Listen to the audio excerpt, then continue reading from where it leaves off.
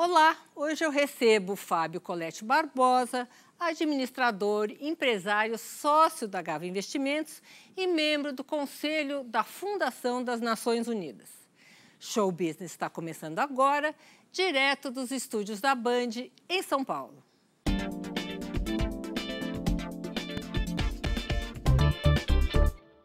Quando comandava o Banco Real, ele introduziu iniciativas ambientais ao dia a dia da companhia que viraram referência em sustentabilidade.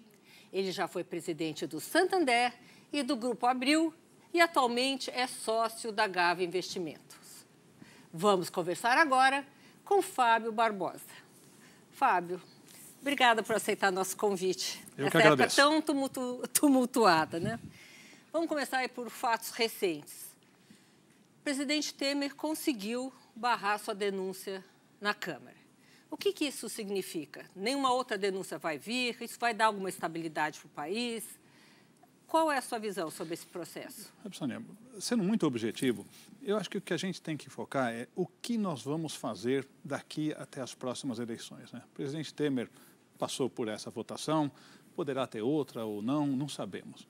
Mas o que importa é, neste ano que nos resta até a eleição, mais ou menos, vamos conseguir avançar em algumas reformas? Vamos conseguir avançar na reforma da Previdência, na reforma política, na reforma tributária? Vamos conseguir equacionar a questão do déficit ou não?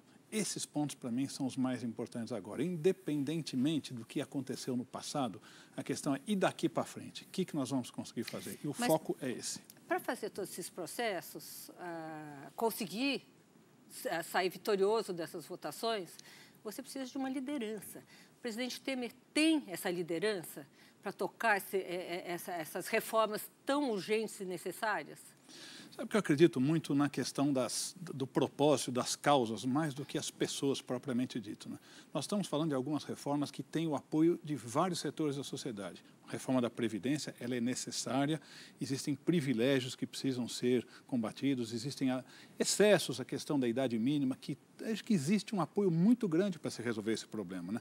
Então, mais do que a capacidade da pessoa apenas de articular, é se a causa mobiliza ou não mobiliza parcelas importantes da sociedade e, no caso, do Congresso. Posso te fazer uma provocação? Pelo que entendi, você acha que a pressão da sociedade pode, sim, empurrar essas reformas para frente. A sociedade, basicamente, era contra a permanência do Temer. As pesquisas mostram isso. Entretanto, a Câmara votou a favor da permanência do Temer. O que te faz pensar que essa mesma Câmara vai votar a favor dessas medidas, independentemente da vontade da sociedade, que é essa? Eu acho que foi um julgamento mais político de apoiar ou não apoiar o Temer nesse momento. Ele passou pela votação, teve gente que votou a favor, gente que votou contra. Mas muita gente que votou contra o Temer naquele momento são pessoas que são a favor da reforma da Previdência, né? Acho que existe um assunto que é o assunto econômico, outro assunto que é o assunto político. E para responder com objetividade a sua pergunta, tem a reforma trabalhista, uma reforma trabalhista que incomodava algumas pessoas de um lado, mas o Congresso levou adiante. Acho que é uma grande vitória, né? Que mostrou que, olha, o pessoal estava entendendo que precisamos mexer em algumas coisas básicas para pavimentar o caminho para o país voltar a crescer. Então, acho que são dois assuntos, uma questão da crença que você tem nas necessidades mais prementes de reformas econômicas e outra crença na vontade que você tem politicamente de apoiar esse ou aquele grupo. Essa reforma da Previdência, para mim, enfim, para todo mundo que entende alguma coisinha, e eu entendo bem pouquinho, mas já sou consciente disso, já que ela come 45% do orçamento da União, ela tem sido discutida há mais de 30 anos, né? Agora vamos ajustar, os funcionários públicos ganham muito mais, têm uma estabilidade, eles consomem 8% de toda essa receita. O que te faz leva a pensar que dessa vez vai? Primeiro que fazer reforma na Previdência é difícil em qualquer lugar do mundo, né? Na Alemanha, na França e no Brasil não é diferente. Realmente você mexe com direitos estabelecidos, é complicado. Eu acho que o que me faz crer é que o assunto ficou premente, né? Eu costumo fazer uma analogia com os seres humanos, né? Nós, individualmente, nos submetemos a tratamentos ou a cirurgias quando a coisa está doendo muito. Se não estiver doendo, a gente não faz. Então, acho que da Previdência é um pouco assim. Agora está doendo muito, como você mencionou, com um percentual expressivo da arrecadação. Nós temos a PEC do teto, que foi aprovada, que impede que você possa aumentar o total dos gastos, portanto, a Previdência aumentando, você espreme o resto. Então, acho que essa dor é que leva as pessoas a se movimentarem.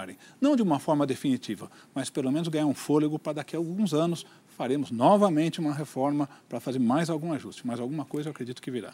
Olha, Fábio, as informações que eu tenho é que o primeiro projeto que o governo enviou ao Legislativo, ele previa uma reforma mais ampla, mais profunda, que garantiria pelo menos o não crescimento desses gastos por 18 anos. Os cálculos agora dos técnicos são que essa reforma duraria uns 6, 7 anos antes de termos que fazer outra. Isso é bom? Você fazer as coisas aos pedaços?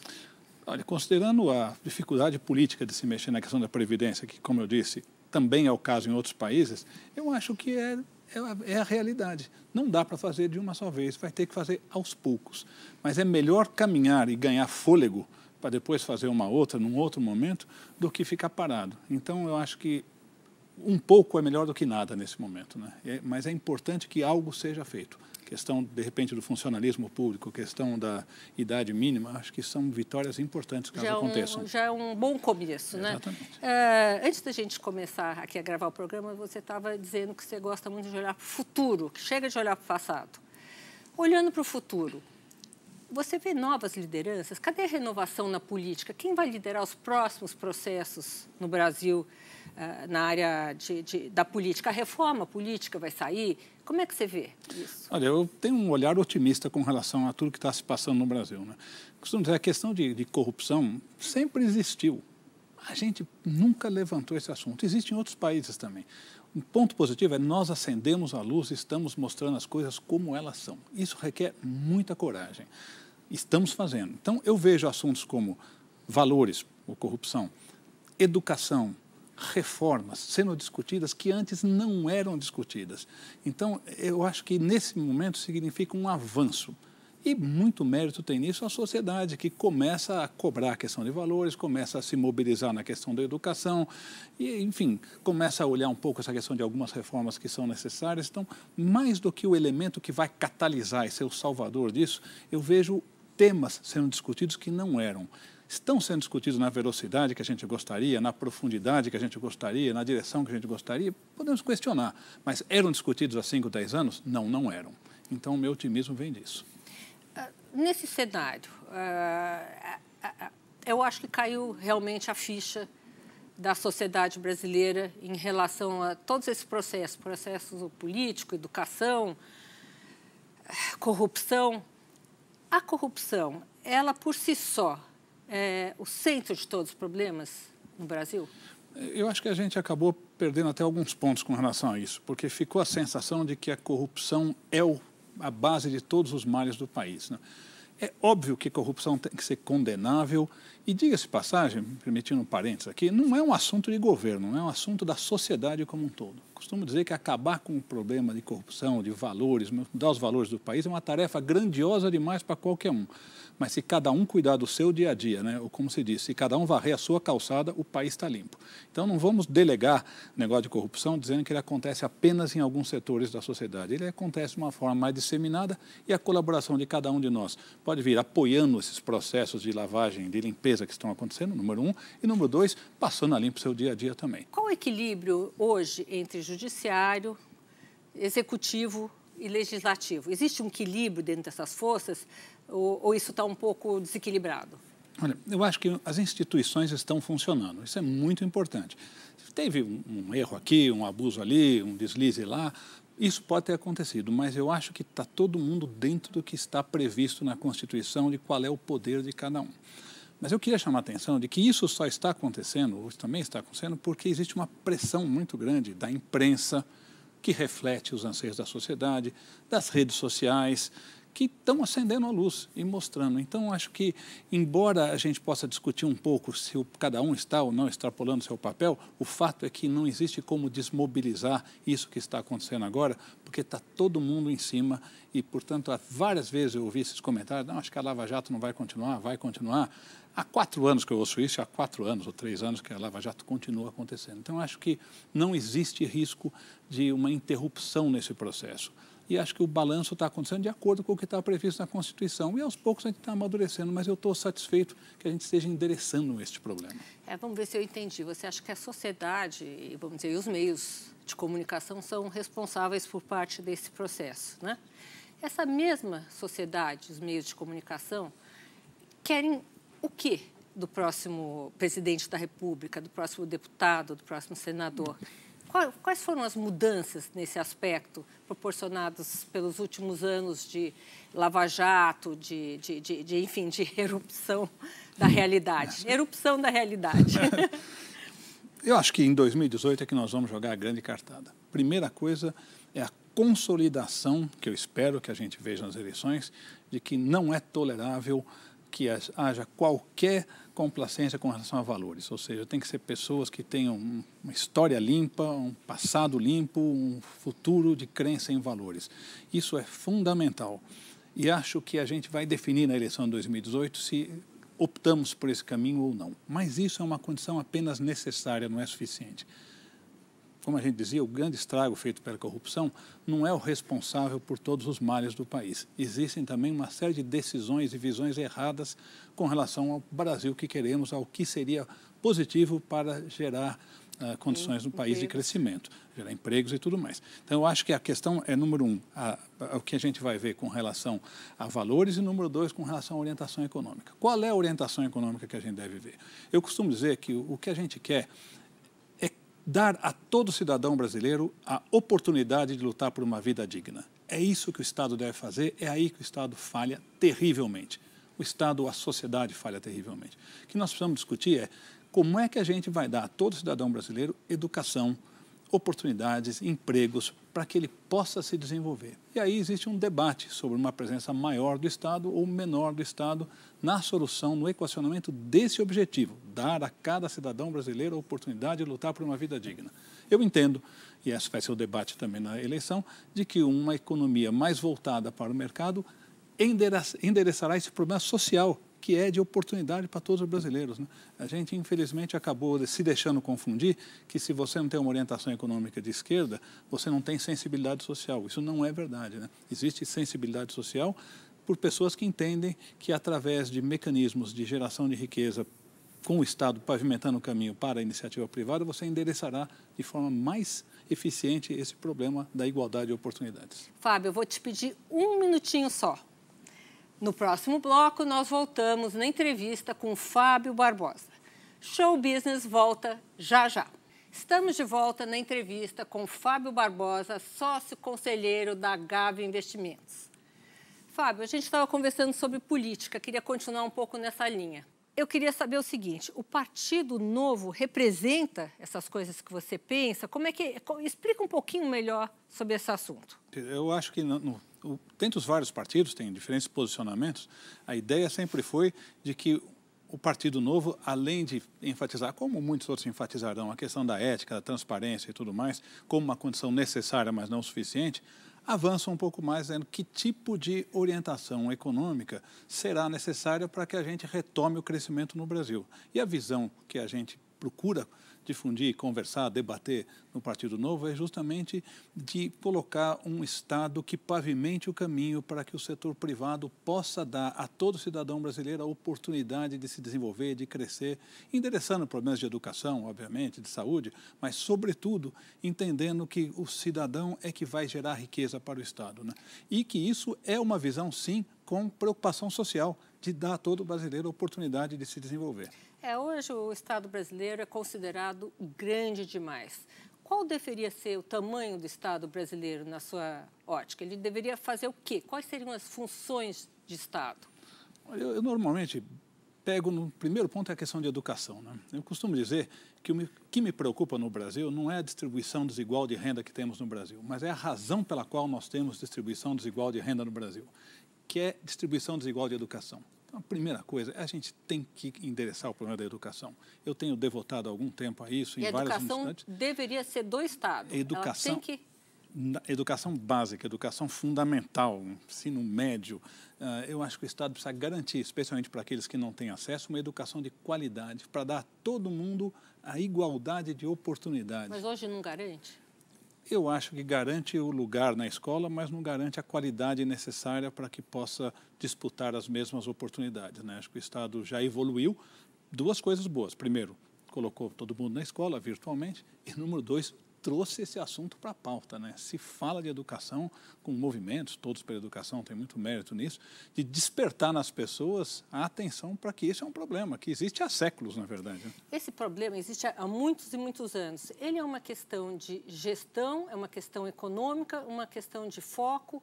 Qual é o problema nesse entrave da educação? Eu acho que tem dois assim que me chamam a atenção, embora sejam certamente muitos mais, mas dois eu queria comentar. Primeiro é a questão de gestão, né? É um assunto extremamente complexo, né?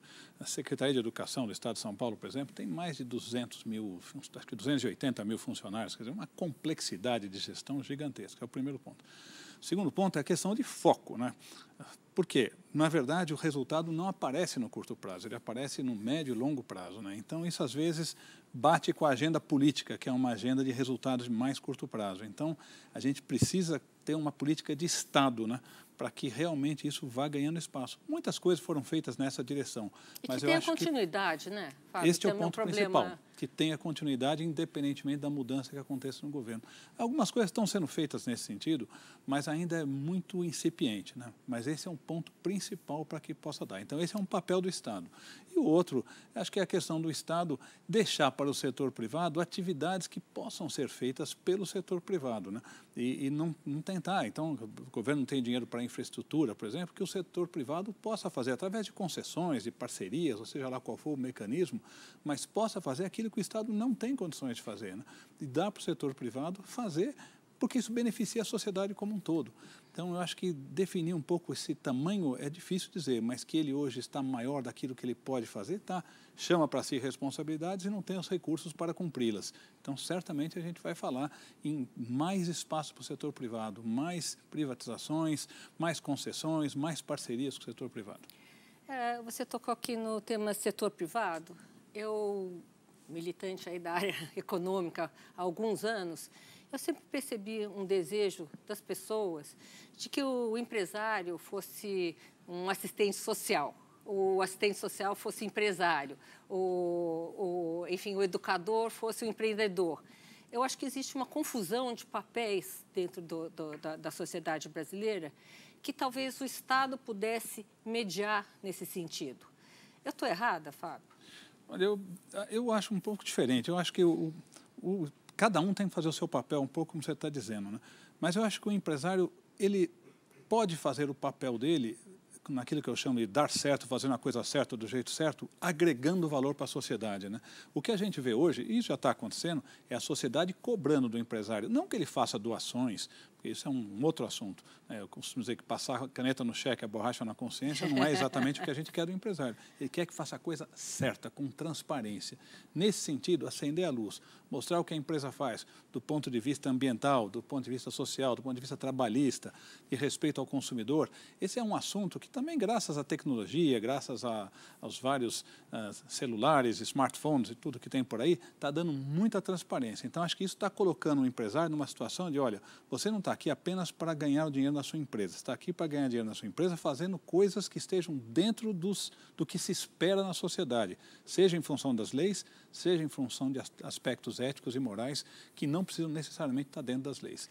Agora, quem leva o empresário a atuar dessa maneira? O Estado teria alguma influência nesse caminho do empresário? Vou dar um exemplo. Assim, nos Estados Unidos, há um grande incentivo para doações, para programas culturais, para você contribuir com a educação dentro do esquema da iniciativa privada, com alguns perdões de impostos, enfim. O Estado aqui no Brasil, ele podia ajudar o empresário ou empurrar o empresário nesse caminho? De que maneira? Olha, eu gostaria de inverter um pouco. Acho que quem tem que pressionar o empresário é a sociedade, é o consumidor. É o consumidor que tem que olhar se aquela empresa atua dentro dos padrões que ele entende, que aquela empresa não tem problemas ambientais, não tem problemas sociais, a empresa tem certificações e tudo mais, e isso está acontecendo. O consumidor hoje é muito mais consciente do que era o consumidor de 10, 20 anos. Os jovens são muito mais atentos a isso. Então, esse é o primeiro ponto. O segundo ponto é, uma vez que a empresa faça tudo certo e atenda o seu cliente e tudo mais, aí você vai falar, bom, e como que ele contribui com a sociedade, para as carências mais prementes da sociedade na questão cultural, social e tudo mais. E aí sim, você pode ter um espaço para que haja incentivos. Agora, falar de incentivos com esse problema fiscal que temos agora, eu acho que não é uma pauta que vai dar certo. Então, vamos ficar com a primeira parte, que é PROCON, consumidores, sociedade em geral, imprensa, tendo certeza de que as empresas estão fazendo a parte que lhes cabe na construção de uma sociedade melhor. Essa mesma sociedade, agora, nas últimas semanas, ela não foi para a rua cobrar qualquer coisa do governo Temer. O que aconteceu com ela? Eu acho que essa história do vem para a rua toda hora, né, não é o que mostra se a sociedade está mobilizada ou não. Eu gosto de uma outra provocação, que não é só vem para a rua, é vem para a urna. Vamos votar, certo? Vamos pensar em quem a gente vai votar? Vamos cobrar, depois que a gente tiver votado, daquele que nos representa? Eu acho que isso vai fazer mais sentido, porque o vem para a rua, não o movimento, eu digo assim, mas a ideia de ir para as ruas a todo instante, né, precisa ter uma coisa muito clara, muito catalisadora. Né? Quando não tem uma coisa muito catalisadora, eu acho que o pessoal se cansa um pouco e não vai. Mas eu acho que existem instituições, né? Nós não vamos ter como ter uma democracia direta, né? Ela sempre vai ser indireta, 200 milhões de pessoas, enfim, tem que ter representantes. Eu acho que o que a gente precisa é mobilização para que tenhamos lá, nos representando, as pessoas que acreditam nas mesmas coisas e que a gente cobre. Aí eu volto o meu ânimo. Tecnologia vai permitir muito mais isso. Você perguntou, nós estamos preparados? A resposta é estamos aquém daquilo que deveria ser, justamente pela questão já mencionada aqui da educação. Nós falhamos na educação, portanto, nós não demos às pessoas todas as informações necessárias para que possam votar. Em 1850, o primeiro-ministro da Inglaterra dizia assim, se nós vamos universalizar o voto na Inglaterra, que na época era restrito a determinados segmentos, comecemos por educar o nosso povo. Eu acho que é isso, a gente tem que melhorar a qualidade da educação para melhorar a qualidade desse julgamento. Mas isso vai ser feito andando, com o jogo rolando, não dá para parar. Eu espero que dessa vez, vou te interromper um minutinho aqui, que vamos conferir agora a dica de hoje do nosso consultor empresarial, Luiz Marins. Qual o seu recado, Marins? Sônia, diante de tanta confusão, de tantas notícias, sabe, de tanta mudança na política, na gestão de empresas, a gente precisa tomar muito cuidado para não perder o foco. Sabe, gente, essa gente toda que a gente vê não vai pagar nossa conta no final do mês. Se você perder o seu foco, e foco é onde você deve concentrar de 70% a 80% da sua energia. Energia é tempo, dedicação, recursos. Se você perder o seu foco, você vai ciscar aqui, ciscar lá, e você não vai chegar onde você precisa chegar. O fim do mês vai chegar e você não vai ter como pagar suas contas se você não se mantiver no foco. Cuidado, porque a confusão do mundo de hoje é muito grande. Sabe, são notícias do mundo inteiro para roubar o foco de você. Se mantenha no foco e você vai ter sucesso. Pense nisso. É com você, Sônia. Tem toda a razão, Marins. E eu acho que é isso que eu vou explorar um pouquinho mais com o Fábio Barbosa, logo mais na continuação da nossa conversa.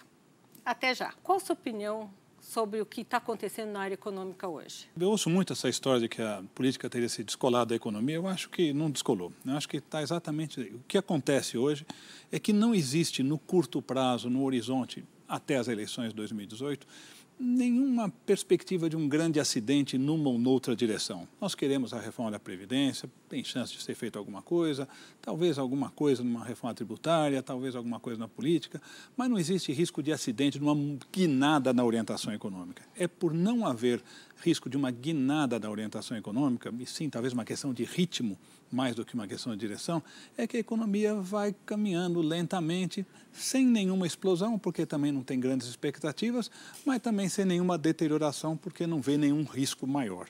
Então, eu acho que a gente está falando em que estão caminhando, sim, o que está acontecendo na política, que é sem surpresas, mesmo que com a continuidade do governo, mantendo essa orientação econômica, né, independentemente das pessoas que estejam à frente desse processo todo, né, mas a orientação econômica, que é de colocar a casa em ordem, ela dá ao mercado a sensação de que, olha, dá para caminhar. Mas não esperemos uma grande mudança, porque o empresariado precisaria de confiança. Confiança determina o consumidor, como ele vai reagir, determina como vai reagir o investidor, como vai reagir o mercado financeiro. E a confiança, ela, de qualquer maneira, depende do que vai acontecer daqui a um ano, né? Então, eu acho que a gente vai ver uma economia caminhando lentamente na direção certa, mas a carta definitiva vai ser jogada em 2018. Em 2018, independente de quem seja o presidente, essa mesma orientação econômica vai continuar? Eu acho que esse é um grande debate, né? Que vai acontecer ou não, eu, obviamente, com tanta antecedência, não tenho condição de saber.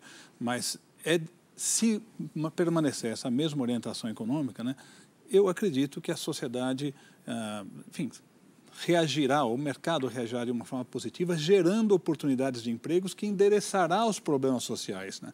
Muitas vezes a gente coloca o mercado financeiro como sendo uma coisa distante dos objetivos da população. Não é. O mercado financeiro, ao reagir positivamente, ele determina melhores oportunidades para consumidor, para investimentos, para empréstimos, financiamentos em geral, enfim. Isso caminha em favor da sociedade. Pode ser esse o caminho a ser escolhido. Pode ser um outro caminho a ser escolhido, que voltará a uma questão mais de gastos públicos e tudo mais, que poderá dar problemas. Acho que a sociedade vai ter que escolher entre esses dois caminhos. Vem cá, Fábio, finalmente tocamos no tema mercado financeiro, que é a sua origem, né? O que te levou a trabalhar no mercado financeiro? Porque, curiosamente, eu trabalhei os primeiros 10, 12 anos da minha carreira na Nestlé, uma empresa, enfim, de alimentos. Trabalhei no Brasil, trabalhei no exterior. E eu vim trabalhar no mercado financeiro por uma razão simples. Eu gostava muito de matemática e de finanças e entendia que no mercado financeiro teria essa condição de trabalhar. E, no final, descobri duas outras coisas. Primeiro, que a gente trabalha muito com gente, eu gosto de trabalhar com gente, me dá um grande prazer em entender as pessoas, a dinâmica que mobiliza as pessoas. E, número dois, entender que o setor financeiro tem um papel muito importante na sociedade, né? É poucas vezes discutido isso, mas o setor financeiro faz três coisas muito importantes para a sociedade. Primeiro, acolhe e rentabiliza e protege a poupança das pessoas. Segundo, viabiliza sonhos, projetos, acertos de contas através das operações de crédito. E terceiro, faz serviço de pagamento e recebimento, né? Então, ele é muito importante para azeitar a sociedade, né? Isso sempre me deu muita satisfação de ver, olha, se fizer bem feito, você azeita a sociedade, as coisas andam. As empresas, indústrias, elas produzem algo, produzem um iPad, um iPhone, uma cadeira, um sofá, enfim, coisas concretas. O banco, ele diretamente não faz alguma coisa, ele empresta para alguém fazer.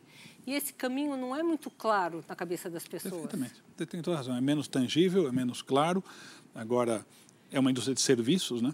Mas o banco tem um papel fundamental, que é emprestar para a empresa A um recurso que é escasso, ele deixará de emprestar para a empresa B. E o mundo vai ser mais A e menos B. Então, os bancos têm uma responsabilidade muito grande aonde eles colocam o dinheiro que lhes foi confiado pelo poupador, por a pessoa que quer se aposentar. Mas existe essa consciência de você emprestar para A e não para B, ou B para A? Existe isso? Existe, na verdade, análises? Quando você faz uma análise de crédito, você está vendo qual aquela que representa o menor risco, portanto, aquela que é mais demandada pela sociedade, número um. E número dois, recentemente, eu falo isso há 5, 10 anos, os bancos incorporaram questões, enfim, outras, né? Quer dizer, qual é o impacto ambiental daquele projeto, qual é o problema que aquela empresa tem na comunidade onde opera. Você trabalhou muito nisso, né? Como a gente falou aqui no começo, essa área de sustentabilidade. Como é que isso entrou na tua vida? Quando é que isso começou e você percebeu que isso é importante? Olha, bom, eu também sou fruto de um meio, né, onde nós começamos a discutir, mas há 20 anos, ou 15, 20 anos, a gente começou com essa discussão de que a sociedade estava mudando e que coisas que eram aceitáveis naquele momento não seriam aceitáveis anos depois. E que, portanto, fosse por conveniência, fosse por convicção, nós deveríamos começar a incorporar nas nossas análises a questão do impacto ambiental, que era o mais visível de todos, né? Porque me parecia óbvio que, e eu tive um caso concreto, que empresas que trabalhavam com madeira cortada indevidamente no Paraná, que é o exemplo concreto com o qual eu tive que lidar, não sobreviveriam mais 5, 10 anos. Aquilo lá, primeiro, não achava correto, mas segundo, não achava que era viável que essa empresa continuasse a operar. Por quê? Porque a sociedade está elevando os seus padrões, né? Costumo simplificar, Sônia, dizendo que nós vamos ser julgados daqui a 5, 10 anos pelo que fazemos hoje, com regras e valores daqui a 5, 10 anos. Refraseando isso, a gente é julgado hoje pelo que fez há 5, 10 anos os valores de hoje. A questão ambiental é uma delas. Coisas que não eram problemáticas há 5, 10 anos, hoje as empresas têm multas, têm investimentos gigantescos para limpar a área que está contaminada, ou a água que contaminou, enfim. Mas há 5, 10 anos não era proibido, pois é, agora é. Então a gente tem que estar atento a essa evolução. Então a minha visão foi: a questão ambiental vai estar na pauta da sociedade e algumas empresas não terão seus modelos de negócio possíveis de serem mantidos à medida que o sarrafo sobe. O Partido Novo ao qual você se filiou, ele tem alguma preocupação ambiental? Está dentro dos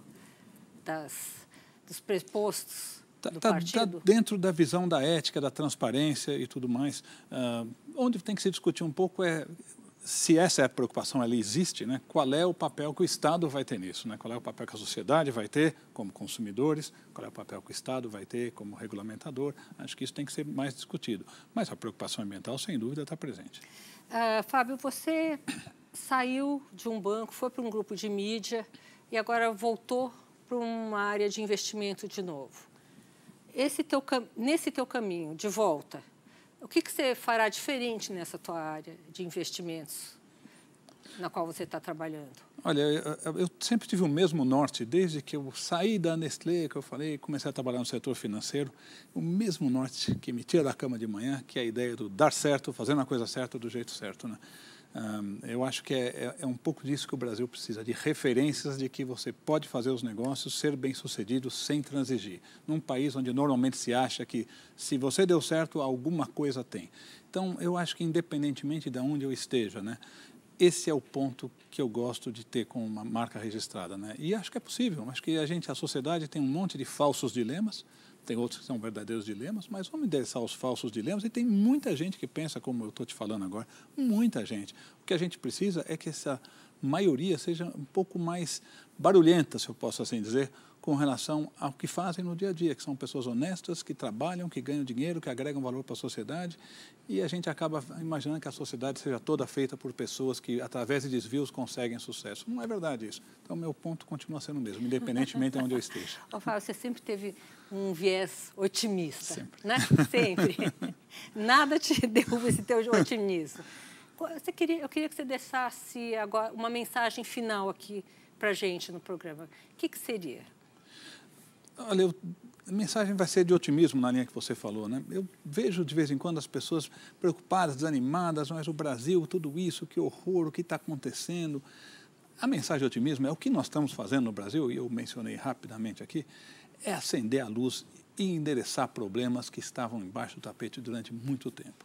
A gente tem que ter orgulho, não vergonha do que está acontecendo. Orgulho porque nós estamos endereçando problemas que outros países não estão endereçando, com determinação, num ritmo que a gente pode questionar se é certo ou errado, mas não podemos discutir o fato de que coisas que estão acontecendo hoje, a gente há 5, 10 anos imaginaria que isso jamais aconteceria. Então, a minha mensagem é, vamos perseverar nessa ideia de que a gente pode sim criar um país com valores, com princípios e fazer dessa sociedade uma sociedade mais transparente, com maiores oportunidades para as pessoas que acreditam nisso.